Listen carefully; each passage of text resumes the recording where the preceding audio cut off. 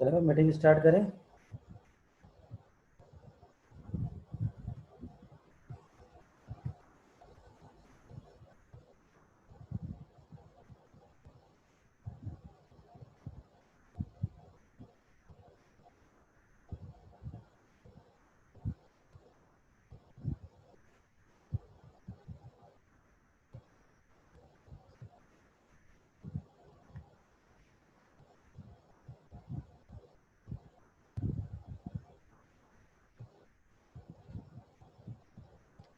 अच्छा जी, ये हमारा जो टॉपिक है ये है motion and two in the presence of the resistive force.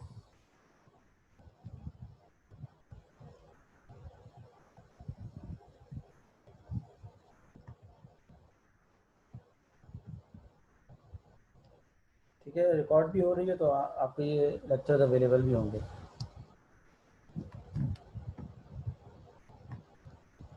तो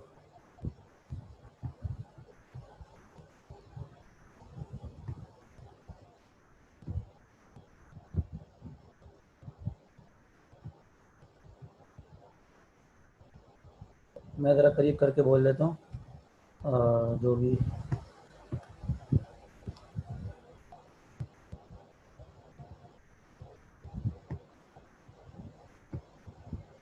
अच्छा, थोड़ी देर बाद आवाज़ अब सही आ रही है सबको, एवरीवन?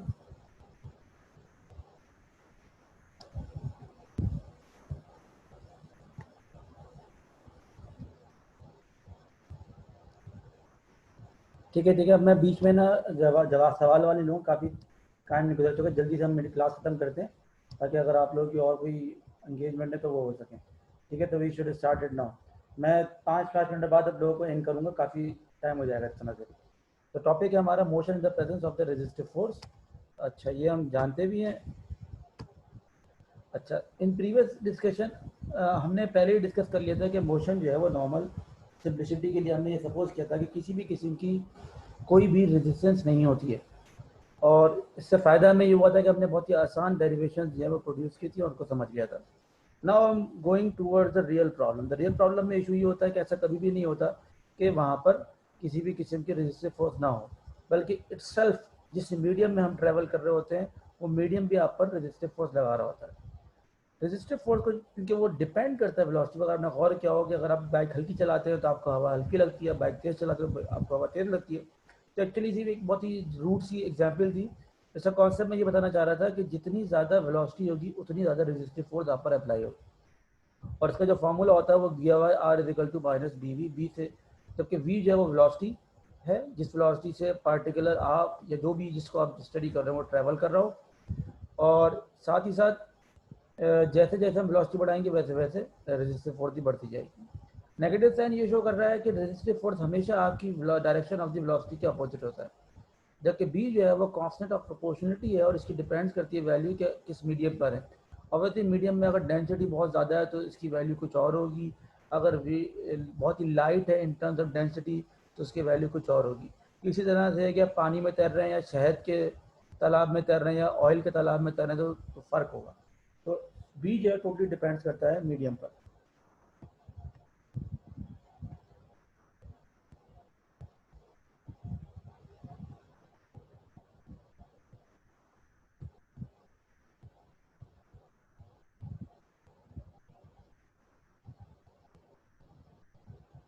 मैं काफ़ी ज़ोर से बोल रहा हूँ और तो मेरे ख्याल में आवाज़ आनी चाहिए। ये नेट का इशू भी आपकी तरफ से हो सकता है, मेरी तरफ से भी हो सकता है, लेकिन अमूमन अभी आवाज़ सही आ रही है। वैसे ये रिकॉर्ड हो रही होगी तो इसमें मेरे ख्याल में आवाज़ सही होगी आपकी, तो इसमें कोई इशू नहीं है। नेक्स्ट स्लाइड पे चलते हैं हम।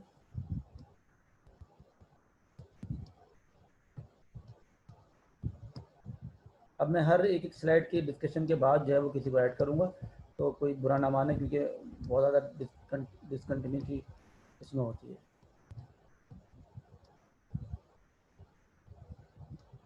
अभी देखें, कुछ सवाल बिल्कुल क्लियर समझें।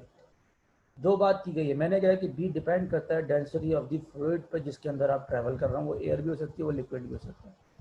मैंने से कहीं पर भी अभी डेंसिटी का कोई सिग्नेचर नहीं है, बल्कि इट्सेल्फ भी जो है वो रिप्रेजेंट कर रहा है फ्लूइड की प्रॉपर्टीज़ को। उसमें डेंसिटी के अलावा और भी बहुत सारी चीज़ें आ सकती हैं, ठीक है। नेक्स्ट जो है हम जा रहे हैं इसके मैथमेटिकल एक्सप्लेनेशन पर। तो सपोज कर लें कि एक स्मॉल स्फीयर है, उसका मास m है, रिलीज़ किया गया उसको रेस्ट से एक लिक्विड के अंदर, और वो लिक्विड में मतलब नीचे ड्राउन होता जा रहा है, नीचे जा रहा है। बिकॉज ऑफ द लिक्विड और मीडियम उस पर रेजिस्टिव फोर्स भी लग रही है जिसकी value r equal to minus b v, और ऑब्वियसली क्योंकि एक वर्टिकल मोशन है तो यहाँ पर ग्रेविटेशन फोर्स भी होगी एफ जी। ना अब हम इसकी मैथमेटिकल एक्सप्लेनेशन करेंगे विद द, और हम सपोज करते हैं कि आपका जो स्फीयर है वो एक पार्टिकल है, ठीक है। तो समझ में आ गया।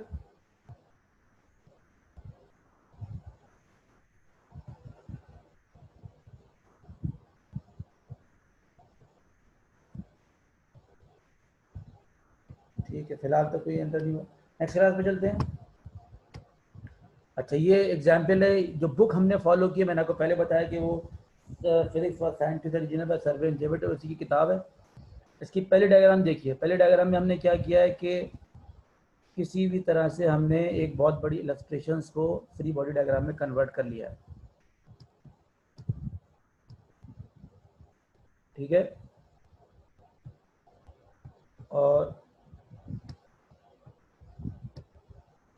यहाँ पर आपको नज़र आ रहा है कि ये जो पार्टिकल है बॉल, फिर ये स्मॉल आर है, इस पर रेजिस्टिव फोर्स है जो कि उसकी वेलोसिटी के हमेशा अपोजिट है, उसकी अपवर्ड है, जबकि जो उसका वेट है वो डाउनवर्ड है, जबकि वेलोसिटी खुद डाउनवर्ड है, ठीक है। तो अब हम यहाँ पे देखें कि ये बॉडी जो है ट्रैवल कर रही है, तो ऑब्वियसली ये जो गैप दिया है दोनों स्फीयर्स के दरमियान, अगर आप देख रहे हो, नज़र आ रहा है सबको भाई, जो गैप दिया है इसमें,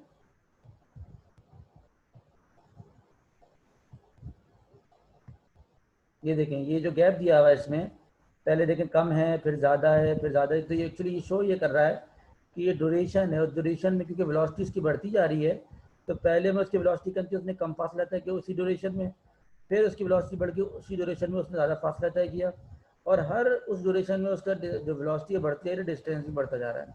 लेकिन आप गौर करेंगे जब उसकी वेलोसिटी टर्मिनल वेलोसिटी होती है यहाँ से यहाँ तक, तो यहाँ पर देखिए कि उसमें किसी किस्म का डिस्टेंस में फ़र्क नहीं है, इसलिए रीज़न ये है कि वेलोसिटी हो जाती है कांस्टेंट। जब टर्मिनल वेलोसिटी हो जाती है तो उसके बाद ही फिर हम बाकी बातें कर सकते हैं। बात समझ में आ रही है सबके, एवरीवन? अच्छा, नेक्स्ट जो देखिए यहाँ पर, मेरी लेजर लाइट को फॉलो कीजिएगा साथ साथ।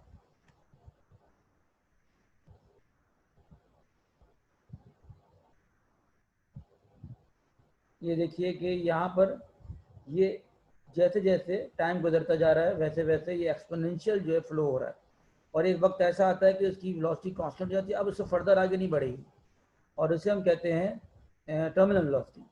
ये जो टाइम टॉ है ये एक्चुअली बराबर है उसके कांस्टेंट के, जब उसकी एक्सपोनेंशियल की पावर जो हम 1 ले लें, तो हम टी उस तरह से लेते हैं कि जो डिनोमिनेटर है उसकी वैल्यू के बराबर हो। आगे हम जब सॉल्व करेंगे मैथमेटिकली तो कुछ समझ में आ जाएगा टी के टॉ से मुराद क्या है। अगर आप इसको ना भी सपोज करें तो भी बात ठीक है, लेकिन एक्चुअल जो समझाना चाह रहा हूँ वो ये चाह रहा हूँ कि टाइम गुजरने के साथ साथ उसकी वेलोसिटी जो है उसमें जो फर्दर इजाफा हो रहा है वो कम से कम होता जा रहा है, और एक वक्त ऐसा आता है कि वो कांस्टेंट हो जाती है। ये डायग्राम बताने का मकसद है। नेक्स्ट देखिए, अब हम इसमें लगाते हैं second law of motion. Second law of motion है एफ इक्वल टू एम में होता है आपका। अब क्योंकि मैंने वाई वर्टिकल मोशन आपके दिमाग में आ रहा होगा sir why not just m g, actually problem ये है कि सिर्फ वेट की वजह से यहाँ वेलोसिटी नहीं है, बल्कि उसकी अपनी दूसरे इशूज या रेजिस्टिव फोर्स की वजह से उसकी एक्सेलरेशन जो एक्चुअल ग्रेविटी के बराबर नहीं है, इसलिए यहाँ पर एम ए लगाया गया है। जो एक्चुअल जो डिफरेंस समीशन ऑफ फोर्स है यहाँ पर दो हैं, एक उसका वेट है और एक रेजिस्टिव फोर्स, दोनों आपस में अपोजिट है, इसलिए रेजिस्टिव फोर्स का नेगेटिव साइन लगाया है। यहाँ पर आप कांस्टेंट ले लें, उसको सिर्फ लेके चले जाएं, एक्सेलरेशन के लिए लीजिएगा g minus b upon m v, और अगर हम जानते हैं कि एक्सेलरेशन जो एक्चुअली बराबर है in terms of calculus d v upon d t के बराबर, तो ये आपकी डिफरेंशियल इक्वेशन बन जाती है। और इस डिफरेंशियल इक्वेशन को हम सॉल्व करेंगे by using a variable separable and then initial value problem. Initial value basically calculus में दो तरह की प्रॉब्लम्स होती हैं, initial value and boundary value. Boundary value उन प्रॉब्लम्स को कहते हैं जिसमें इंटीग्रेशन करते वक्त आपको उसकी लिमिट्स मालूम हो, तो वहाँ पे कांस्टेंट ऑफ प्रोपोर्शनेट कांस्टेंट नहीं आता इंटीग्रेशन का। लेकिन अगर इनिशियल वैल्यू प्रॉब्लम है तो कांस्टेंट आता है, और इनिशियल वैल्यू की मदद से उस कांस्टेंट की वैल्यू हम मालूम कर लेते हैं। तो यहाँ पर जो है ये इनिशियल वैल्यू प्रॉब्लम है। मैं दोबारा रिपीट कर रहा हूँ, शुरुआत में जो है ये सेकेंड लॉ ऑफ मोशन है, हमें समेशन ऑफ एफ आई जो है तमाम के तमाम फोर्स के नतीजे के बावजूद जो पार्टिकल है वो वर्टिकल मोशन में ट्रेवल कर रहा है, ठीक है, इसलिए यहाँ पर एक्सेलरेशन मौजूद है।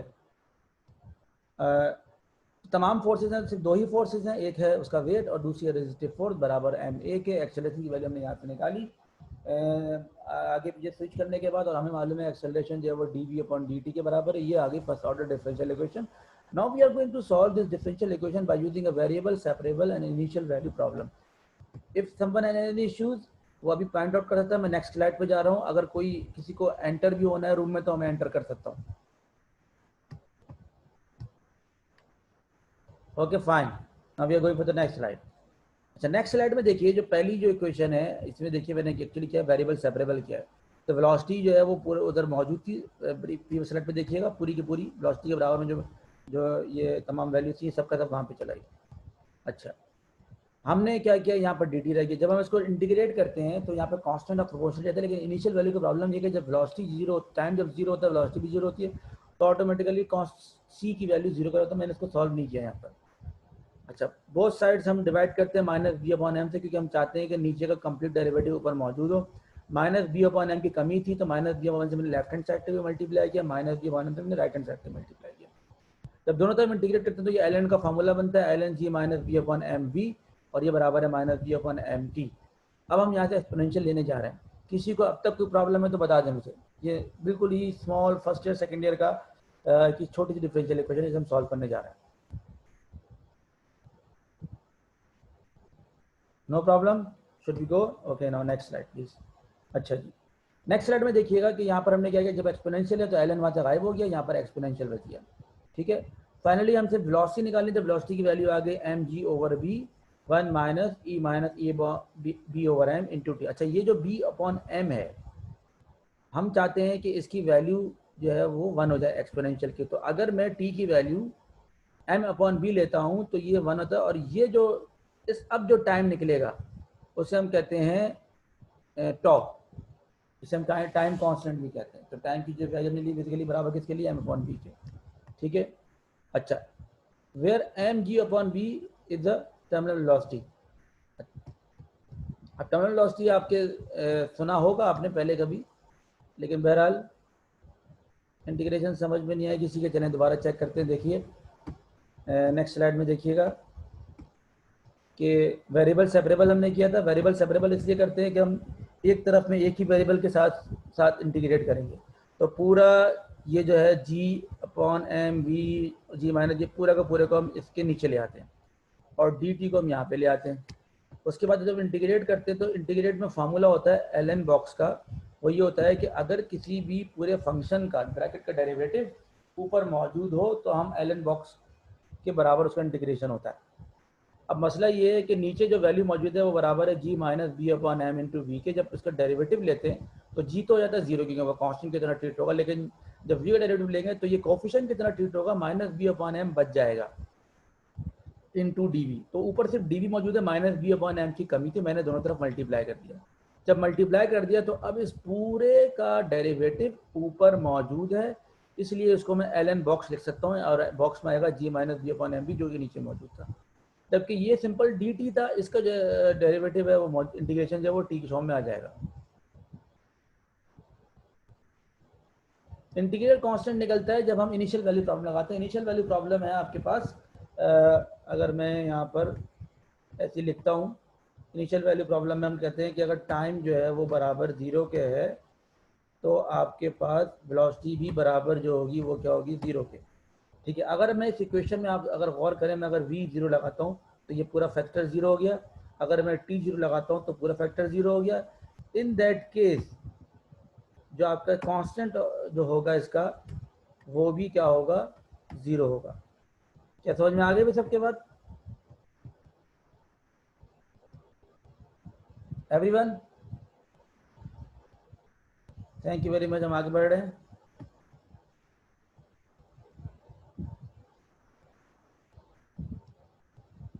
ठीक है, मैं इसको डिलीट करता हूँ यहाँ से।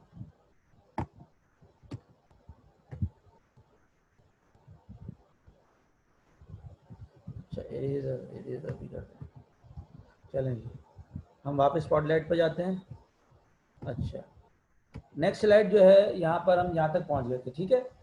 अच्छा, यहाँ पर जो मैंने लिखा है कि एम जी अपॉन बी जो है वो बेसिकली टर्मिनल वेलोसिटी है। तो हम क्या करते हैं कि रेजिस्टिव फोर्स का जो मैग्नीट्यूड है उसको 0 के बराबर लेते हैं कि जब वो 0 हो जाए, ठीक है।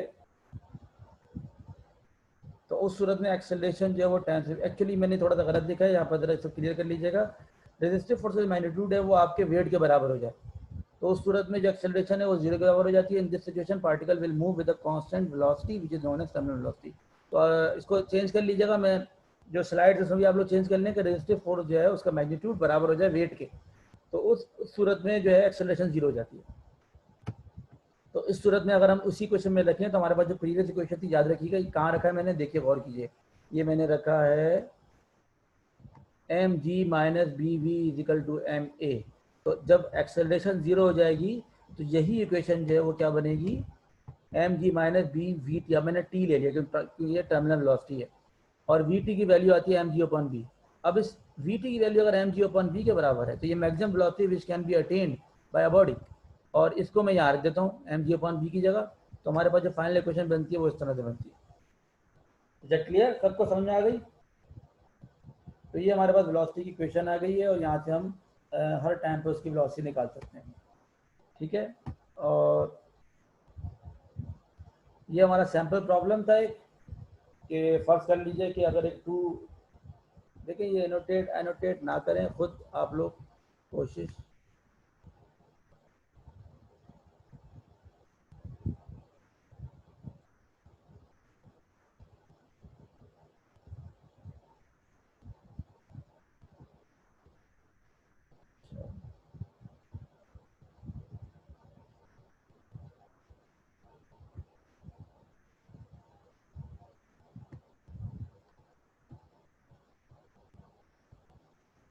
ठीक है, अब मैंने खुद ही चेक लगा कि आप लोग इधर राशि नहीं क्या करते हैं, ठीक है। A small sphere of mass 2 gram is released from rest in a large vessel filled with oil where it experiences a resistive force proportional to its speed. The sphere reaches a terminal speed of 5 meter per centimeter per second, and determine the time constant t, and ये t से मतलब tau, and time the time at which the sphere reaches 90% of its terminal speed। अच्छा, ये solve कैसे करेंगे भाई? किसी के दिमाग में कोई है ऑप्शन?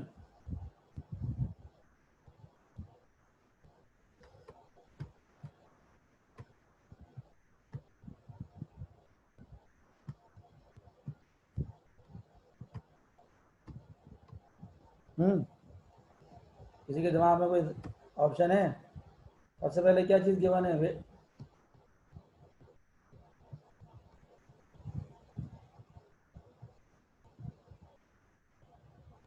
90% का मतलब है 0.9 वी टी।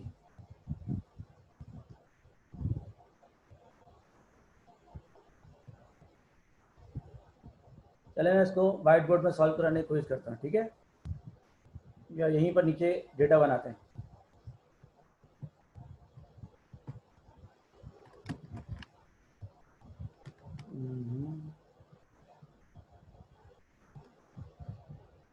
अगर मैं डेटा बनाऊँ यहाँ पर,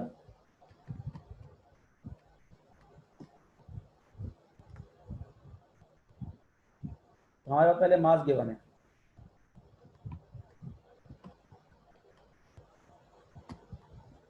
और ये 2 ग्राम है, इसको कन्वर्ट कर लीजिए किलोग्राम में, तो ये क्या हो जाएगा?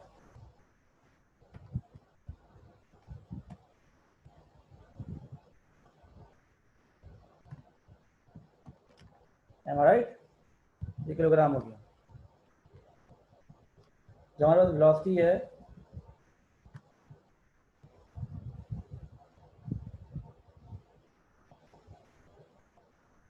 ये मास 2 ग्राम है, तो मैं कन्वर्ट किया तो 2 किलोग्राम में। जो स्पीड है वो है,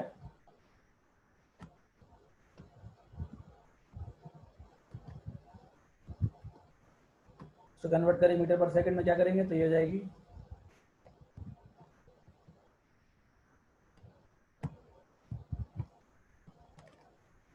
ठीक है। और इसके बाद हमारे पास जो है वो ये जो वेलोसिटी दी हुई है 90% का, इसका कॉन्सेप्ट देख लीजिए ज़रा सा।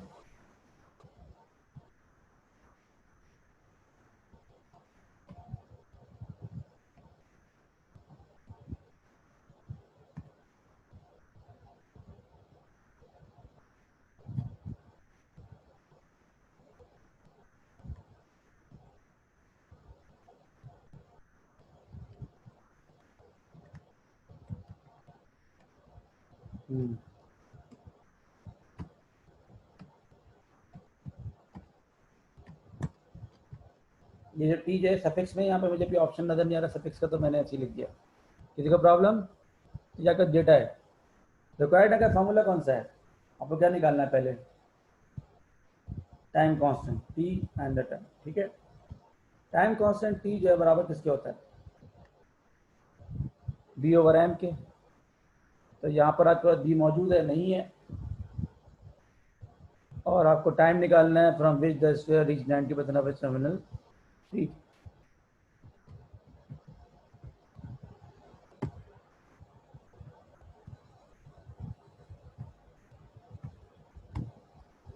अब पीछे जाइए, पीछे जो है हमारे पास जो इक्वेशन है, देखिए वो इसी तरह का डेटा लिखा हुआ है यहाँ पर पूरा मौजूद है। ये आपके पास है equation v is equal to v t one minus e minus v upon m into t. आपको टाइम निकालना है जब उसकी वेलोसिटी 0.9 वी टी है, तो वी टी और वी टी यहाँ पे कट जाएगा, और यहाँ बचेगा आपके पास से 1 minus e minus v upon m into t.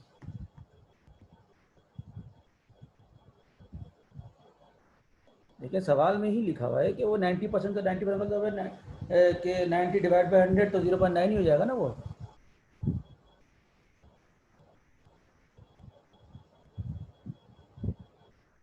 अच्छा, हमारे पास जो सवाल है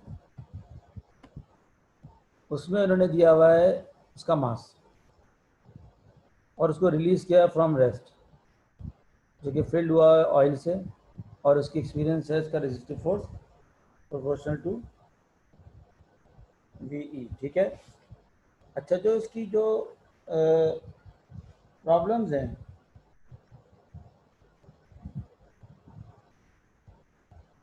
उसमें ऑयल वाले की जो कॉन्सेप्ट है इसकी, इसमें बी की वैल्यू दी हुई होती है। अगर नहीं है तो मैं आपको ज़रा चेक कराता हूँ इसमें, कहाँ गया?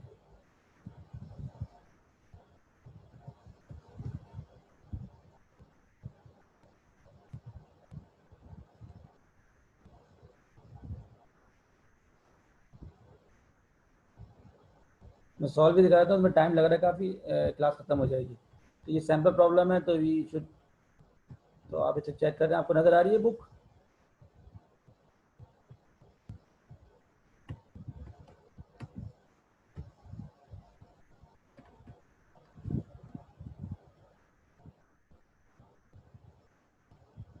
ये रहा है, देखिए ये सवाल पूरा सॉल्व हुआ हुआ है, ठीक है। तमाम चीज़ें इसमें दी हुई हैं।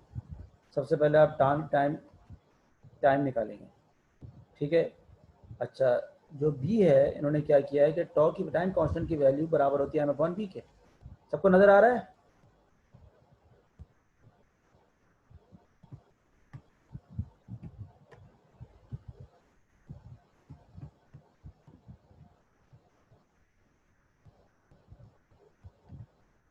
ओके, बुक शेयर नहीं हो रही, तो मैं एक दोबारा करता हूँ, 1 मिनट।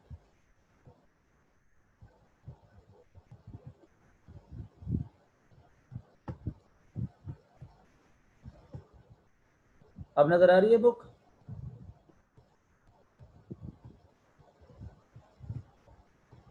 चलें जी। अच्छा देखिए, इसमें जो टाइम कांस्टेंट निकाला है, ये सॉल्व एग्जाम्पल है, समझिएगा कि हम हमेशा फंस जाएंगे, बी की वैल्यू तो मालूम ही नहीं है, लेकिन बी की वैल्यू जो है वो टर्मिनल वेलोसिटी के टर्म्स में दी जा सकती है। तो इन्होंने बी की वैल्यू रखी, बी बराबर होता है एम जी ओवर बी के, ठीक है। और यहाँ से उन्होंने निकाला टॉ इजिकल टू 5, और ये आपका वैल्यू आ गई टॉ की वैल्यू, ठीक है, सेकेंड्स में होगी,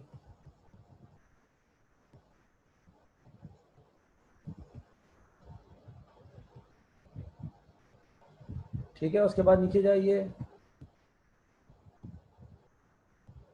वैसे बहुत मज़ा आता था मैं बोर्ड पे करता, लेकिन बहरहाल अब ये इस तरह से करना पड़ा है। 0.9 क्योंकि उसमें एनोटेशन में मुझे इतना हाथ मेरा साफ नहीं है फिलहाल। 0.9 वी टी जो मैंने कहा था आपसे वो कैंसिल होगा, सिर्फ और सिर्फ यहाँ पर बच जाएगा 1 minus e minus T over टॉ। टॉ की वैल्यू हम निकाल चुके हैं, एक्सपोनेंशियल ख़त्म करेंगे एल एन लेकर, और जो आपके पास टाइम की वैल्यू आएगी वो आएगी 11.7 मीटर पर सेकेंड। अब तक कोई सवाल है तो पूछ लीजिए मुझसे।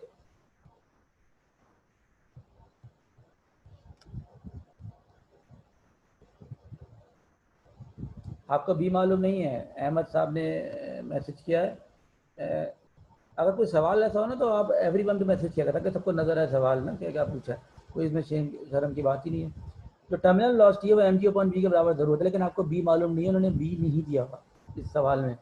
टर्मिनल लॉसिटी दी हुई है, वो मालूम 5 मीटर पर सेकंड, तो वहीं से हमने बी निकाल, बी की वैल्यू हमने इन टर्म्स ऑफ टर्मिनल लॉसिटी रखी है। आप यहाँ देखिए, सबसे पहले जो ऊपर का स्टेप है उसमें बी की जगह जो है हमने,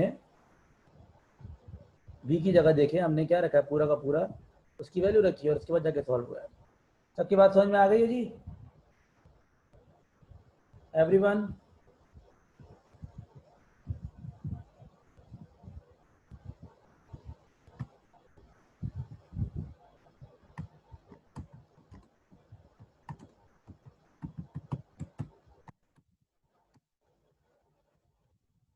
सॉरी प्राइवेट चला जाइए।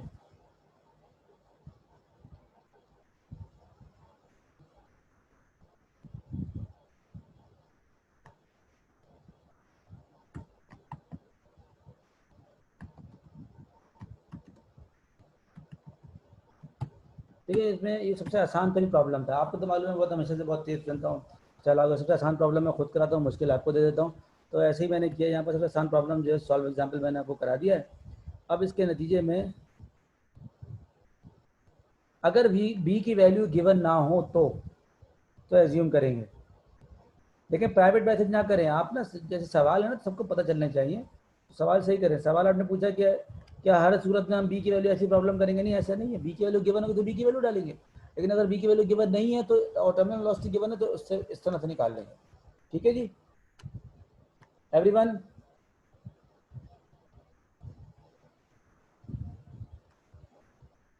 सिंपल कोई थंब अप का निशानी बना दे ताकि पता चले कि सबको समझ में आ गया है। अच्छा मैं प्राइवेट पर, अच्छा एक मिनट रुक जाइए। अब देखिए, आप सबको मैसेज हो रहा होगा, सब एवरीवन ने मैसेज कर सकते हैं आप कर सकते हैं। आप कोई सवाल करना हो आपस में भी करना हो तो कर लें आप।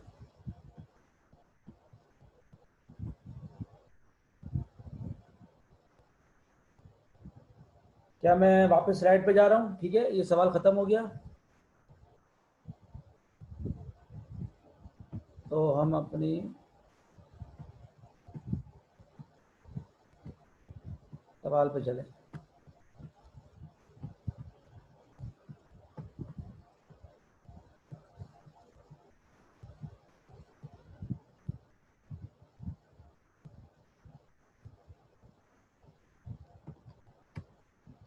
अच्छा ये असाइनमेंट है आपकी, एक रोलर कोस्टर कार है, उसका मास है 500 किलोग्राम, फुली लोडेड। ये फेरिस व्हील का सवाल है। तो उसमें जो सवाल आपसे पूछा गया है रेडियस, अच्छा ये जो है रेडियस, टाइम खत्म होने वाला है। ये बुक का एक क्वेश्चन है, अगर आपको क्वेश्चन देखना हो तो ये बुक के क्वेश्चन में क्वेश्चन नंबर आई थिंक 23 या 19 करके कुछ है। तो रोलर कोस्टर है, इसमें जो है सवाल जो है इसमें नीचे जो है थोड़ा सा, जो मैंने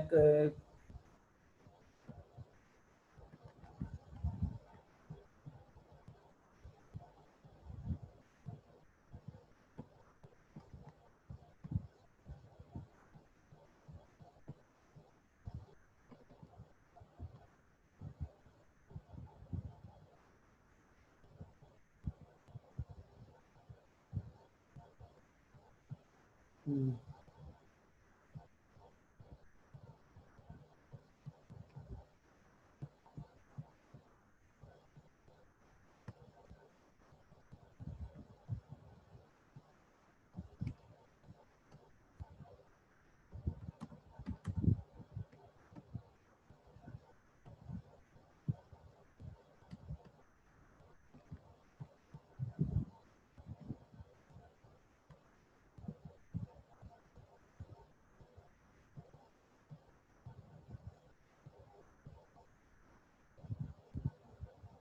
हम्म।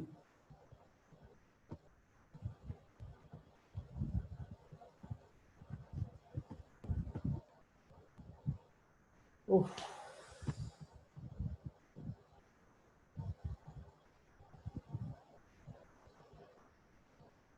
तो अब जो है इसको हम चेक करते हैं वापस।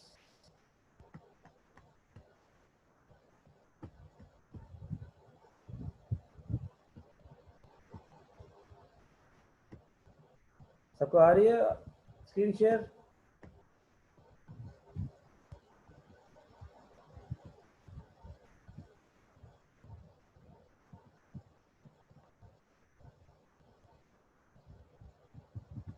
अच्छा, ये बहुत आसान है। इसमें देखिए, इसमें क्या है कि वर्टिकल दो सवाल है इसमें। एक तो पहले ये पूछा है कि व्हीकल की स्पीड अगर हो तो उस डायग्राम में पॉइंट ए पर उसकी फोर्स क्या होगी ट्रैक की, जो कि उस पर लगा रहा होगा। ये बेसिकली नॉर्मल फोर्स है एट ए पोजीशन।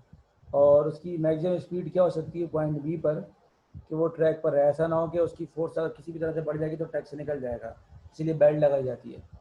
तो आप ये दिखाइए कि उसकी मैक्सिमम स्पीड क्या हो सकती है। फेरिस व्हील के सवाल में ये प्रॉब्लम सॉल्व हुई हुई है। कोई इशू हो तो मुझसे पूछ लीजिएगा। नेक्स्ट जो है, ये डायग्राम में देखें, ये पॉइंट ए है और ये पॉइंट बी। पॉइंट बी पर अगर बहुत ज़्यादा फोर्स होगी तो और बेल्ट नहीं लगी हुई होगी तो बंदा उड़ जाएगा। ठीक है, तो एक्चुअली वही चीज़ आपसे पूछी गई है। नेक्स्ट जो सवाल है वो है, sky diver of mass m 80 kilogram jumps from a slow moving aircraft and reach a terminal speed of 50 metre per second. Terminal speed भी दे दी, मास भी दे दिया। हम यहाँ से बी की वैल्यू निकाल सकते हैं, आपको मालूम है कैसे। What is the acceleration when air speed is 30 metre per second? जब उसकी स्पीड 30 मीटर पर सेकंड थी तो वी की वैल्यू दे दी यहाँ पर, टर्मिनल वेलोसिटी गिवन है। तो उसका एक्सेलरेशन क्या होगी ये मालूम करना है आपको। एक्सेलरेशन आपको मालूम है, फार्मूला शुरू में दिया हुआ है उसका। अगर किसी के दिमाग में ना हो तो देख लीजिए यहाँ पर। एक्सेलरेशन का फार्मूला है वो है g minus b upon m v, ठीक है ना। तो यहाँ से हम एक्सेलरेशन निकाल सकते हैं जब उसकी वेलोसिटी जो थी वो क्या थी 30 मीटर पर सेकंड। ठीक, तो ये सवाल यहाँ से हो जाएगा। और उन्होंने पूछा what is the drag force on the sky diver when her speed is 50 and 30। अगर आपको बी मालूम हो जाएगा टर्मिनल वेलोसिटी से, तो फिर हम जो है आर की वैल्यू जो है बराबर होती है माइनस बी वी के। तो आप वेलोसिटी चेंज करते जाएं, आर की वैल्यू डिफरेंट आती जाएगी। तो ये मैंने हल्के से हिंट भी दे दिया आपको। फेरिस व्हील का मैंने हिंट नहीं दिया, मैंने बहुत अच्छी प्रॉब्लम सॉल्व कराई थी तो उसे सॉल्व कीजिएगा। टाइम जो है रिमेनिंग टाइम से 5 मिनट रह गया है। कोई सवाल करना हो जल्दी से कर लीजिए।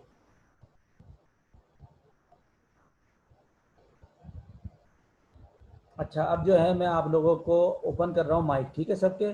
तो प्लीज़ बिहेव, ठीक है।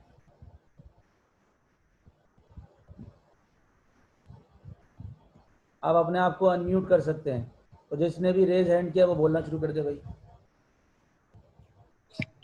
जी सर।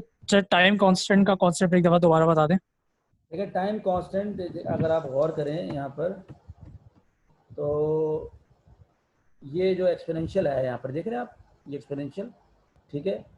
ये ऐसी क्या वैल्यू रखी जाए बी अपन एम की, ऐसी वैल्यू हो जाए, यानी टाइम जो है अगर बराबर हो जाए बी अपन एम के या एम अपन बी के टाइम, तो उस सूरत में एक्सपोनेंशियल की वैल्यू -1 है। तो अगर टाइम की वैल्यू एम अपन बी रखी जाए तो उसे हम टाइम कांस्टेंट कहते हैं। तो इन शॉर्ट, अगर कोई कहे भाई टाइम कांस्टेंट क्या, तो एक्चुअली वो आपसे कहना ही चाह रहा है कि एम अपन बी निकाल के दिखा दें। मैंने जो अभी जो सवाल सॉल्व किया था उसने भी यही किया था। मेहदी साहब कोई सवाल पूछ रहे थे, पूछ लें। सर वो जो प्रीवियस लेक्चर में जो आपने 3 न्यूमेरिकल्स दिए थे और ये न्यूमेरिकल्स, ये दोनों साथ सबमिट कराने होंगे? देखिए, मैंने न्यूमेरिकल दिए हैं, ज़रूरी नहीं कि वो ऐसे असाइनमेंट दिया। असाइनमेंट वही जो माइक्रोसॉफ्ट टीम पर मौजूद है, ठीक है। तो माइक्रोसॉफ्ट टीम पर जो ओके सर। असाइनमेंट मौजूद है सिर्फ वही सॉल्व करें। बाकी सवाल सॉल्व जरूर करने हैं, वो एग्जाम में किसी भी जगह पर इस्तेमाल होंगे तभी मैंने दिए हैं। लेकिन एज एन असाइनमेंट, क्योंकि मुझे कुछ डॉक्यूमेंटेड प्रूफ चाहिए कि आपने कुछ काम किया, तो मैं आपको वक्तन फवक्तन छोटे असाइनमेंट दे रहा हूँ ताकि आप आसानी से जमा करा सके, कोई रह ना जाए। क्योंकि इनकी बेस पर जो एग्जामिनेशन होगा ज़्यादातर, इसलिए मैं नहीं चाह रहा कि कोई इस वजह से रह जाए। वरना असाइनमेंट जो लोग 25-25 न्यूमेरिकल दे देते हैं।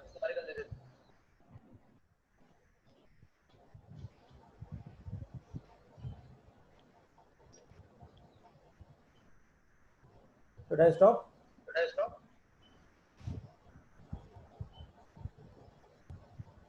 पूरा समझ।